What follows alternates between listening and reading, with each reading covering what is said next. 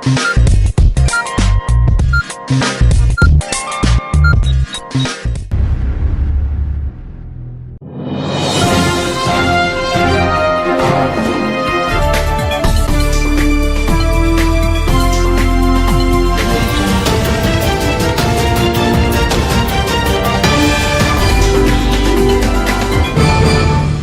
अर्ज़ है एडीएन उर्दू खबरनामे में आपका खैर मकदम। नाजरीन, मैं हूं मसरत पटेल। खबरों के सिलसिले को आगे बढ़ाने से पहले आइए एक नज़र डालते हैं आज की सुर्खियों पर।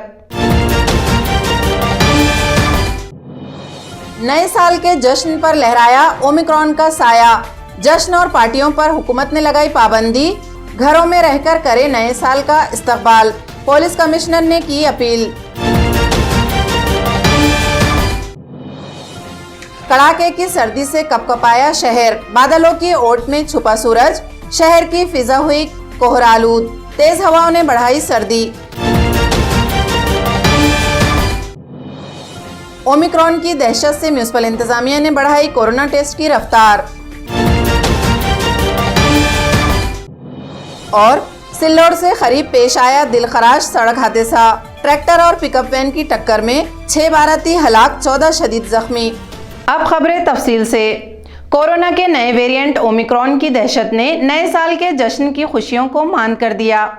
हुकूमत ने नए साल का जश्न मनाने के लिए रहनुमा हिदायत जारी की। पुलिस कमिश्नर निखिल गुप्ता ने शहरियान से अपील की कि 31 दिसंबर को जश्न और पार्टियों से परहेज करें और अपने घरों में रहकर नए साल का इस्तकबाल करें। हर साल 31 दिसंबर को हम सभी बड़े जोश उल्लास के साथ नए वर्ष के स्वागत में तैयारियां करते हैं, खुशियां मनाते हैं।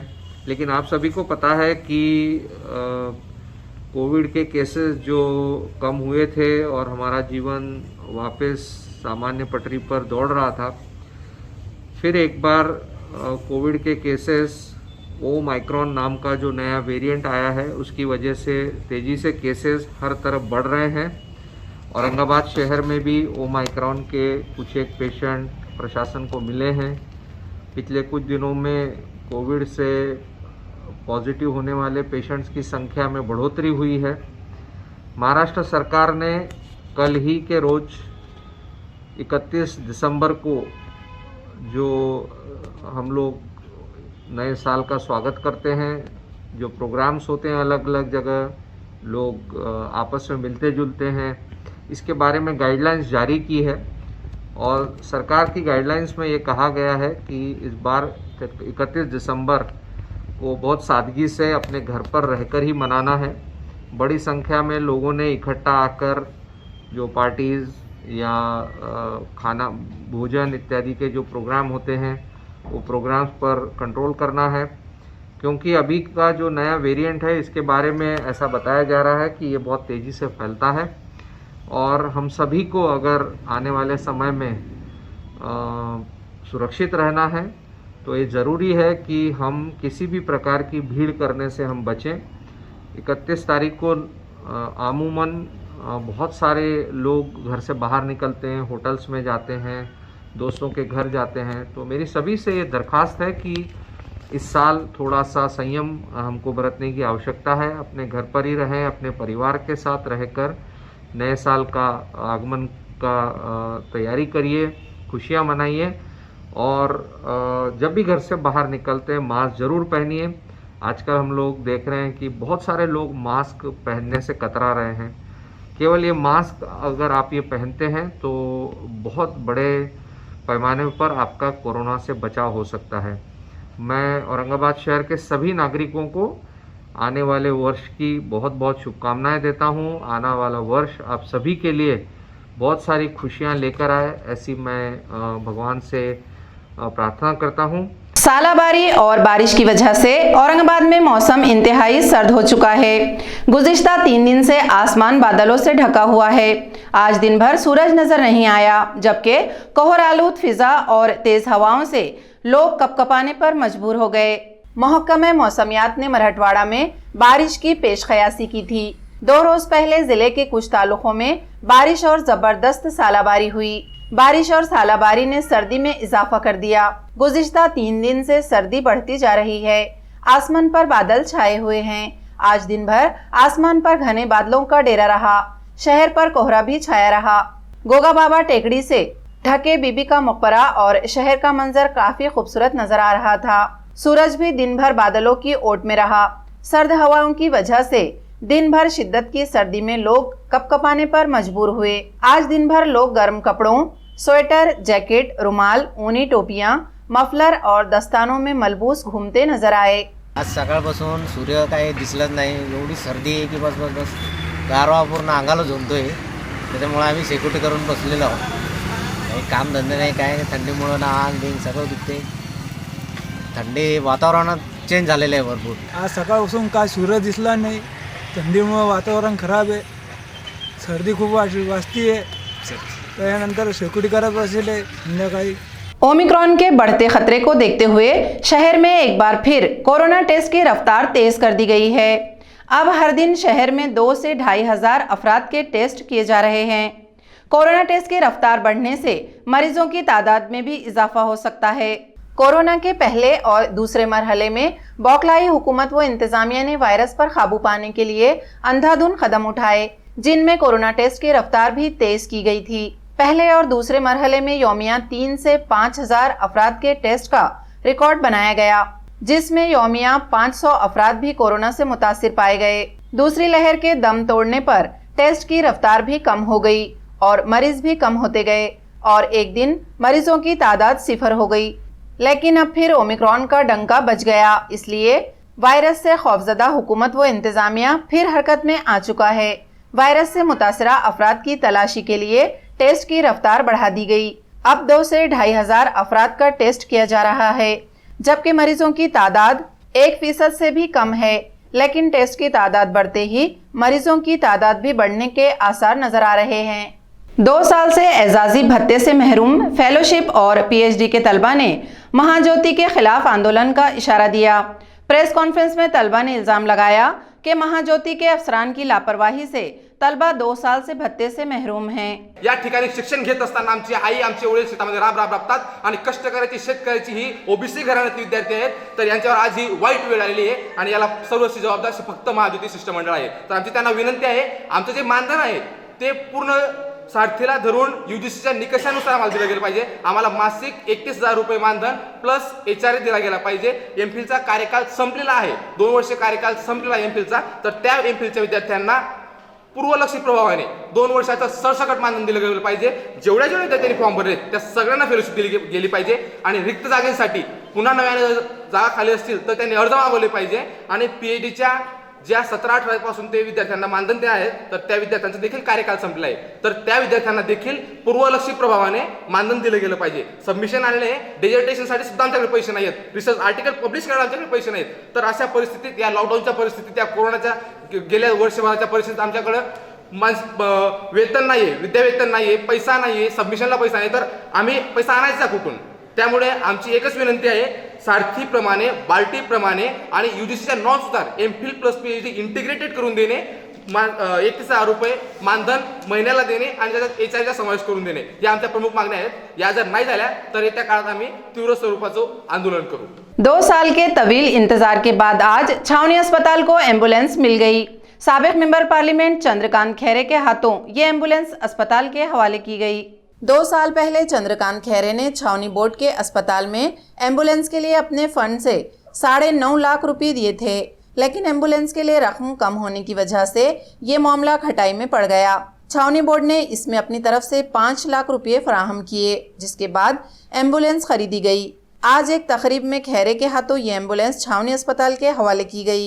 इस मौके पर मेंबर असेंबली प्रदीप जायसवाल, साबिक मेयर नंद कुमार घोड़िले, बोर्ड के नायब सदर प्रशांत तारगे, किशोर कछवा, अनिल जायसवाल, पद्मश्री जायसवाल, संजय गारुल, शेख हनीफ, किरण सिंह काकस वगैरह मौजूद थे। 2019 जनवरी में साहब ने छावनी परिषद के लिए एम्बुलेंस के लिए लेटर दिया था और माननीय चंद्रकांत जी खैरे साहब ने, जब वो खासदार थे, और उस टाइम पे साहब ने कहा था कि भाई इसमें अगर और कोई निधि होना और कोई पैसे होना तो भी कलेक्टर से और भी मैं आपको इंक्लूड करके बढ़ा के दे दूंगा। पर हमको ख़रीदने में काफ़ी समय लग गया, 4 साल हो गए आज उस बात को, और उसमें रेट भी बढ़ गए गाड़ी के, फिर मॉडल भी चेंज हो गया, उस वजह से छावनी परिषद को भी 5 लाख रुपए डालना पड़े। और कुछ भी क्यों नहीं होता पर एक अच्छी चीज़ हमारे छावनी के हॉस्पिटल को मिल गई। मतलब एम्बुलेंस की भी शॉर्टेज थी ना, 2 साल तो इतने नंबर थे कि लोग नंबर लगा के बैठे थे कि ये एम्बुलेंस हमको चाहिए, तो इतना रश होने की वजह से वहाँ पे अपने को एम्बुलेंस अवेलेबल नहीं हो सकी 2 साल। और 1 साल तो वो प्रोसेस में ही गया। अब 1 साल अपने बोर्ड की तरफ से उसमें जो कैंटोनमेंट का जो फंड रहता, वो फंड के अंदर उसमें प्रोविज़न करके उसकी मंजूरी लेना पड़ती कि हमको एम्बुलेंस के लिए 5 लाख कम पड़ रहे। तो खासदार नीति के तो 9 लाख 9.5 लाख अपने अकाउंट में आ चुके थे, मगर उसमें जो स्टेट गवर्नमेंट से अपने सेंट्रल गवर्नमेंट से जो अपने को मंजूरी लेना पड़ती है, वो मंजूरी की वजह से थोड़ा प्रोसेस में लेट हो गया। चंद्रकांत जी खैरे माजी खासदार, इन्होंने जो निधि दिया है 9.5 लाख रुपए, वो 2 साल से ऐसे ही हमारे पास पड़ा था और कुछ कारणवश गाड़ी नहीं अवेलेबल होने के कारण या कुछ कारणवश वो बढ़ते चले गया उसका टाइम पीरियड। तो इसीलिए अभी बोर्ड में उसकी मंजूरी लेके उसके बाद उसमें बोर्ड के 5 लाख रुपए डाल के ये कैंटोनमेंट हॉस्पिटल के लिए ये एम्बुलेंस की सुविधा कराई गई। औरंगाबाद की राशन दुकानों में जारी घपलों, गरीबों के साथ नाइंसाफी और कालाबाजारी के खिलाफ all India consumer development association के एक वफ्द ने डिस्ट्रिक्ट सप्लाई ऑफिसर को मेमोरेंडम पेश किया। वफ्द ने डीएसआर से फौरी कार्रवाई करने का मुतालिबा किया। अपन जो अनाज लेते वो सही मायने में मिल रहा क्या, अच्छा मिल रहा क्या, खाने योग्य है क्या? कई दुकानों पर ऐसा अनाज मिलता कि जो खाने लायक नहीं रहता है, जो जानवर नहीं खा सकते वो अनाज आज लोगों को खिला रहे हैं। अनेक दुकानों में जो अनाज लेने के बाद जो पावती देना चाहिए कंपलसरी नियम से, तो वो नियम भंग करके किसको पावती भी नहीं दे रहे। कितना अनाज मिल रहा, क्या मिल रहा, उसके ऊपर उनका कोई नियंत्रण नहीं है। यानी बहुत दिन हो गए जो दारिद्र्य रेखा के नीचे के जो राशन कार्ड है वो इनको मिलना चाहिए, लाभार्थी को यानी ग्राहकों को मिलना चाहिए, वो बहुत दिन से मिल रहे नहीं। उसमें भी बड़ी कालाबाजारी चल रही है, वो राशन कार्ड जिसको मिलना चाहिए वो मिल रहे नहीं। तो उसके बारे में हमने क्या करे, आज उनको एक निवेदन दे दिए। पुन्हा अजून आम्ही पुरवठा विभागाला एक निवेदनमध्ये असं एक सांगितलं की जे गॅस एजन्सीवाले घरपोच डिलिव्हरी असतानासुद्धा त्यांच्याकडून ग्राहकाकडून जास्त पैसे उधळतात आणि गॅस वजन करूनसुद्धा देत नाहीत तरी, आणि काही काही ठिकाणी तर गॅसच्या टाकीमध्ये पाणी पण निघते असं आमच्या सर्वेमध्ये आम्हाला मिळालेलं आहे। तरी आम्ही निवेदन दिलं, निवेदनामध्ये आम्ही एक विषय मांडलेला आहे, तरी पुरवठा साहेबांनी सांगितलं की आम्ही कारवाई करू। की जे ही राशन दुकानामध्ये राशन मिळतं याची क्वालिटी खूपच खालच्या थराची आहे, जे की खाण्यायोग्य नाही आहे।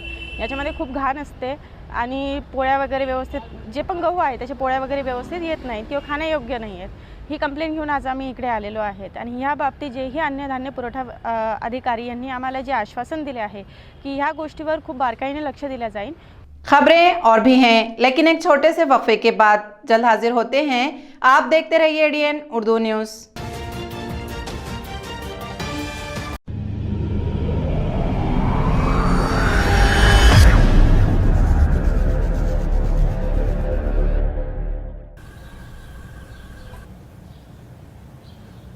भाभी, इनको ना मेरे हाथ की मेथी तो बड़ी पसंद है। पता है, मेथी की सब्जी में ना टमाटर डालने से इसका स्वाद और बढ़ जाता है। चलाना इसे। हाँ।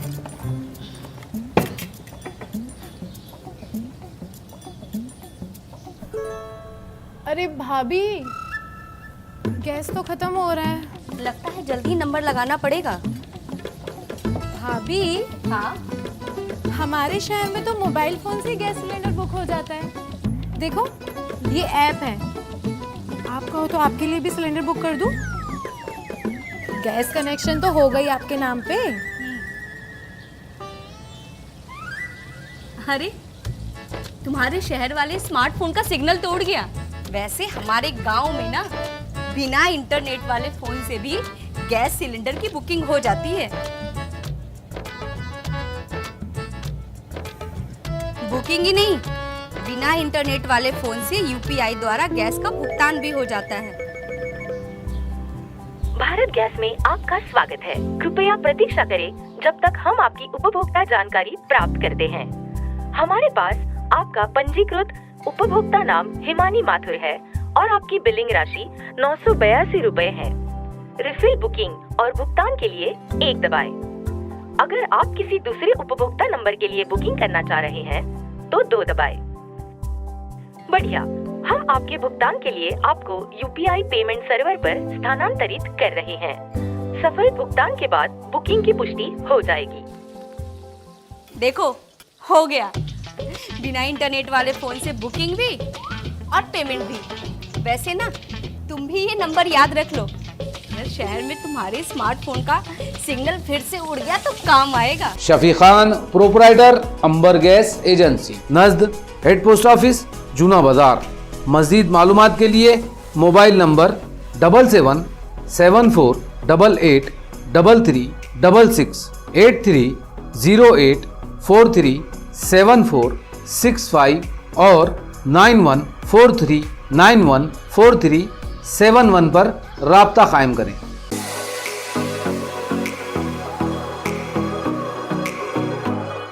औरंगाबाद शहर में 50 सालों से ग्राहकों की सेवा में वाजबी दाम, तत्पर सेवा, MRP डिस्काउंट, विश्वास का खजाना। सरताज किराना shop, Sartaj trading company, Chilipura, Aurangabad. एक बार जरूर पधारें या सामान की लिस्ट भेजें, फ्री होम डिलीवरी लें। Book your order at mobile number 9823093264। हमारी विशेषताएं: स्पेशल राइस, स्पेशल मसाले, पेंड खजूर, ड्राई फ्रूट्स, ग्रोसरी और सभी जरूरी चीजें पाइए यहाँ एक ही छत के नीचे। सरताज किराना शॉप, सरताज ट्रेडिंग कंपनी, आपकी सेवा में हरदम हर वक्त।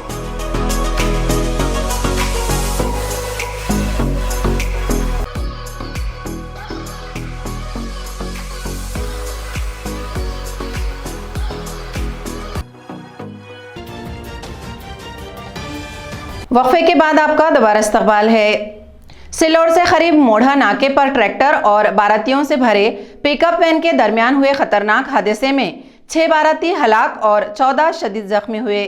सिल्लोड भराड़ी रास्ते पर यह खौफनाक हादसा पेश आया। जुमेरात की दरमियानी रात सिल्लोड के मंगरूड़ देहात के बाराती शादी में शिरकत के लिए घाट शेंद्रा गए थे। वहां से वापसी पर मोढ़ा नाके से करीब पिकअप वैन और ट्रैक्टर में जबरदस्त तसादुम हुआ। नतीजे में 6 अफराद की जगह पर ही मौत हो गई, जबकि 14 अफराद जख्मी हुए। हादसे की इत्तला मिलते ही रियासती वजीर ममलिकत बराए महसूल अब्दुल सत्तार सिल्लोड के देही अस्पताल पहुंच गए, जख्मियों की इयादत की और हादसे पर दुख का इजहार किया। इस मौके पर अब्दुल सत्तार के हमराह नायब सदर बल्दिया अब्दुल समीर, जिला बैंक के नायब सदर अर्जुन गाड़े, सतीश ताठे, राजेंद्र ठोमरे वगैरह मौजूद थे, जिन्होंने जख्मियों के फौरी इलाज के इंतजाम करवाए। इस हादसे पर सिल्लोड में गहरे दुख व अफसोस का इजहार किया जा रहा है।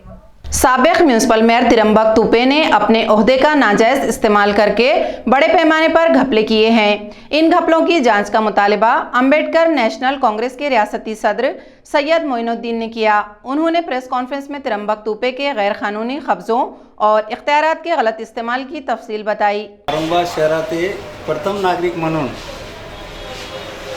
तिरंबक तुपे जे महापौर असताना आपल्या पदाचा गैरवापर केला। त्याचं कारण असं की त्यांनी विकास आराखडा हे सर्वोच्च न्यायालयामध्ये असताना महानगरपालिका पक्ष नसताना महानगरपालिकेचे 150-2 कोटी रुपयाचा गैरव्यवहार झाला। जे पक्ष नसताना त्यांची फी महानगरपालिकेने अदा केली। त्याकरिता मी आयुक्त महोदय यांना तात्काळ चौकशी करावं अशी विनंती केलेली आहे। दुसरा विषय असा होता की बालाजीनगरमध्ये जे गट्टू काढून स्वतःच्या पेट्रोल पंपवर घेऊन गेले ते महानगरपालिकेला जमा न करता अशा भ्रष्ट महापौरांची तात्काळ चौकशी करावा अशी आम्ही विनंती 27/12/2021 रोजी माननीय आयुक्त महोदय यांच्याकडे केलेली आहे। त्यांचा अहवाल आल्यानंतर निश्चितच नियमानुसार पुढची कारवाई करण्यात येईल आणि जे महानगरपालिकेचे कार्यालय समोर असताना 13 गाड्या त्यांनी कोणतीही परवानगी न घेता कोणताही टॅक्स न लावता ज्याच्यावर एक मंगल कार्यालय छोटे मोठे कार्यक्रम होतात, एक हॉटेल तिथे आहे, तेरा गाले आहे, त्याला महानगरपालिकेच्या अधिकाऱ्याला ते दिसत नाही, गोरगरिबाचे छोटे छोटे हातगाड्यावाल्यांवर कारवाई करतात, असं माझं स्वतः प्रशासनावर एक आरोप आहे। त्यांनी तात्काळ त्याच्यावर कारवाई करावी आणि त्यांना टैक्स लावावा अशी आमची विनंती है। गैर जिम्मेदारी और लापरवाही से गाड़ी चलाने पर हम खुद अपनी जान और अपने साथ दूसरों की जान भी खतरे में डाल देते हैं। आज जालना रोड पर ऐसा ही खतरनाक हादसा पेश आया, जिसमें एक टू व्हीलर सवार की गैर जिम्मेदारी से इसकी बीवी और बच्चे की जान भी खतरे में पड़ गई थी। रोंगटे खड़े कर देने वाले इस हादसे का मंजर सीसीटीवी में कैद हो चुका है। आप खुद देखिए, ये जनाब जालना से औरंगाबाद की समत अपनी मोटरसाइकिल पर बीवी और कमसिन बच्चे के हमराह आ रहे थे। मुकुंदवाड़ी से कुछ ही दूर रास्ते पर आराम से गुजरते हुए अचानक इन्हें कुछ ख्याल आया और उन्होंने अपनी गाड़ी डिवाइडर से मोड़ने की कोशिश की। मोड़ लेने की कोशिश में वो बीच सड़क पर आ गए। इसी असना रास्ते से गुजर रही एक कार ने इन्हें जबरदस्त टक्कर मार दी। टक्कर इतनी जोरदार थी कि ये जनाब खुद कई फीट दूर जा गिरे। इनकी बीवी और बच्चा वहीं सड़क पर गिर गए।